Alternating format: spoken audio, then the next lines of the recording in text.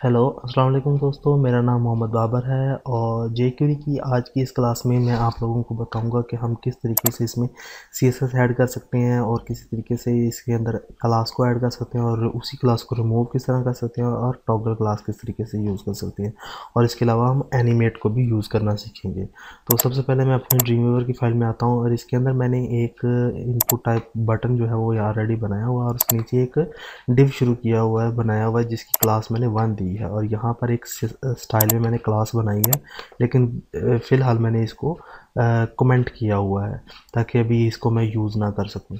तो मैं ये चाहता हूँ कि मैं इस बटन को जैसे ही क्लिक करूँ तो इसके ऊपर एक CSS अप्लाई हो और वो किससे हो, jQuery के ज़रिए से हो।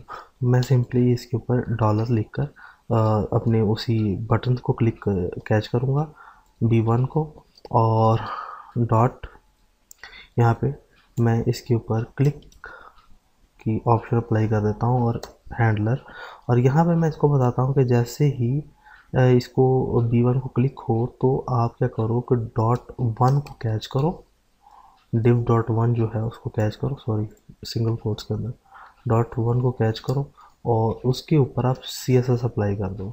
तो आप CSS अप्लाई कैसे कर सकते हो, यहाँ पे आप ब्रैकेट्स दो और सिंगल कोट्स के अंदर आप पहले तो प्रॉपर्टी लिखो कि क्या लेना, प्रॉपर्टी देना चाह रहे हो।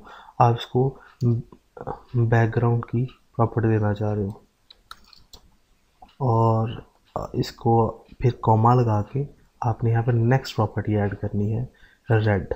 ठीक है, पहले ही डबल कोट्स के अंदर बैकग्राउंड, फिर कॉमा लगा के दूसरी डबल कोट्स के अंदर उसकी वैल्यू। और जब इसको आप यहाँ पे रिफ्रेश करके अपने पेज के अंदर देखोगे तो आपके सामने कुछ भी शो नहीं होगा। क्यों नहीं होगा, अब ये मैं क्लिक करता हूँ, क्यों नहीं होगा, ना ही मैंने इसमें विड्थ दी है ना ही हाइट दी है। अब आपने CSS की एक से ज़्यादा अगर प्रॉपर्टीज़ ऐड करनी है तो वो इस तरीके से नहीं होगी। आप इसकी ये जो डाटा है इसको अरेज करें और इसके अंदर दो करली ब्रैकेट स्टार्ट करें और करली ब्रैकेट्स के अंदर आप जो है अपना डाटा ऐड कर सकते हैं। तो इसको आप कर सकते हो विड्थ और यहाँ पर आप कॉलन के बाद फिर यही कोट्स के अंदर आप इसको 200 पिक्सल कर सकते हो और यहाँ पर आप कोमा देकर फिर अगेन वो हाइट वाला यूज़ कर सकते हैं, चाहिए। और इसके बाद फिर कॉलम देकर फिर सिंगल कोट्स के अंदर आप इसकी 200 पिक्सल हाइट भी कर सकते हो और इसके बाद आप इसकी फिर बैकग्राउंड कलर यूज़ कर सकते हो और कॉलम के बाद रेड कर सकते हो। और इसको जैसे सेव करके मैं यहाँ पे रिफ्रेश करता हूँ और अब इसको मैं क्लिक करता हूँ तो ये आपके सामने ये CSS नज़र आ रही है। ठीक है, तो आप इस तरीके से इसको यूज़ कर सकते हो।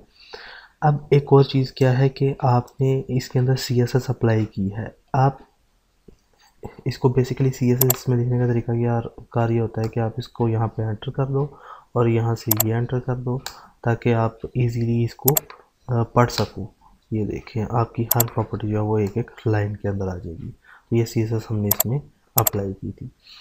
तो आप इस तरीके से भी CSS इसमें ऐड कर सकते हैं कि यहाँ पे आप CSS खुद ही से बना लो। ठीक है, या आप इसको यहाँ पे CSS में इसकी बनाकर यहाँ पे इसकी ये वाली जो क्लास है वो आप यहाँ पर ऐड करवा सकते हैं। उसका तरीकाकार क्या है कि उसको मैं यहाँ पर पहले तो CSS तक जो है वो अरेज कर देता हूँ और यहाँ पर आके जो मैंने क्लास ऑलरेडी कमेंट में की हुई है इसको मैं ख़त्म कर देता हूँ और यहाँ पर इसकी डिव की जो क्लास है वो मैं ख़त्म कर देता हूँ। अब यहाँ पर कोड में आता हूँ और उसको मैं ये बताता हूँ कि जैसे ही मैं B1 को क्लिक करूँ तो वो डॉट वन को कैच करे। तो डॉट वन को वो कैच कर ही नहीं सकता क्योंकि पहले तो इसका हमने क्लास दी थी। अब मैं कहता हूँ कि डिव को कैच कर ले, तो डॉट वन की जगह पर मैं डिव लिख देता हूँ और यहाँ पर इसकी फंक्शनैलिटी अप्लाई कर देता हूँ कि जैसे इसके ऊपर क्लिक हो तो ऐड इसके ऊपर एक क्लास ऐड कर दो और वो क्लास कौन सी होगी, वो सिंगल कोट्स के अंदर वन क्लास होगी जो मैंने यहाँ पर ये वाली बनाई थी। तो जैसे ही मैं इसको सेव करूँगा और यहाँ पर आके सॉरी इसको भी सेव करना है और जैसे मैं इधर आके इसको रिफ़्रेश करूँगा तो यहाँ पे मैं जैसे इसको क्लिक करूँगा तो मेरे पास वो क्लास आ जाएगी। ठीक है, अब एक और चीज़ है कि आप ये चाहते हो कि इसी को दोबारा क्लिक होने पर मेरी क्लास अरेज भी हो जाए, जैसे कि हम पहले करते थे फेड इन और फेड आउट का हमने टॉगल बनाया था, इसके अंदर हम ऐड और रिमूव के लिए अलग नहीं बना सकते। अगर आपने ऐड और रिमूव करवाना है तो आप उसको टॉगल यूज़ कर सकते हो। टॉगल क्लास करके यहाँ पे रिफ्रेश करो, यहाँ पे आपकी आ गई चलेगी, आ गई और चलेगी। इस तरीके से आप इसको यूज़ कर सकते हो। तो बेसिकली आपकी CSS add class, remove class हो गई है और टॉगल क्लास हो गई है। इस तरीके से अगर आप एनिमेट का यूज़ करना चाहते हो, एनिमेट बेसिकली क्या है, अभी मैं आपको यहाँ पर इसका एक सिंपल सा बताता हूँ। मैं यहाँ पर पहले तो CSS के ज़रिए से एक चीज़ ये बना कर दिखाता हूँ आपको, फिर आपको एनिमेट के साथ बना कर दिखाऊँगा कि मैंने ऑलरेडी एक यहाँ पर बनाया हुआ है। इसको मैं दोबारा से क्लास दे देता हूँ 1 की, ठीक है, ताकि मेरे पास यहाँ पर ये शो हो। ठीक है, अब मैं ये चाहता हूँ जैसे ही मैं इसको क्लिक करूँ इस बटन को तो इसकी विड्थ जो है वो बढ़ जाए। तो मैं CSS के साथ इसके अंदर आता हूँ और इसके अंदर मैं प्रॉपर्टीज़ की ऐड कर देता हूँ विड्थ, और इसको कॉमा, और इसके अंदर मैं इसी कर देता हूँ 300 पिक्सल। वैसे 200 पिक्सल थी और अब इसकी 300 पिक्सल हो जाएगी।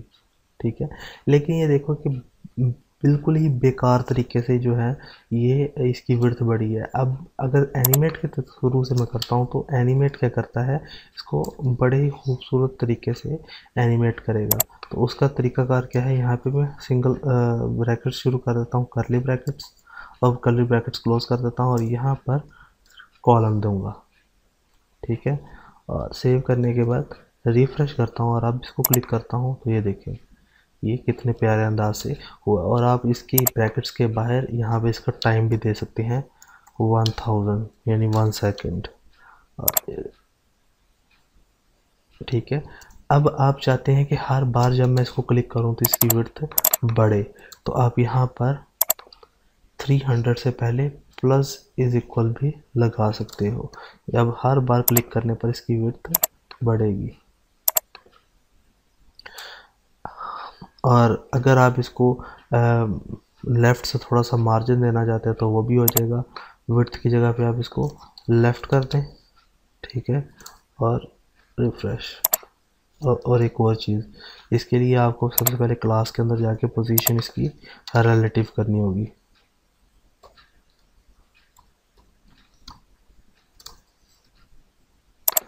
ये देखें, आप इसको मूव करवा सकते हैं।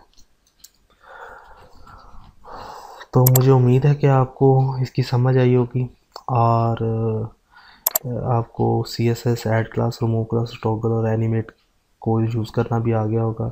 तो इंशाल्लाह नेक्स्ट क्लास में मुलाकात होती है नेक्स्ट फंक्शंस के साथ। तब तक के लिए मुझे इजाज़त दें। अल्लाह हाफ़िज़।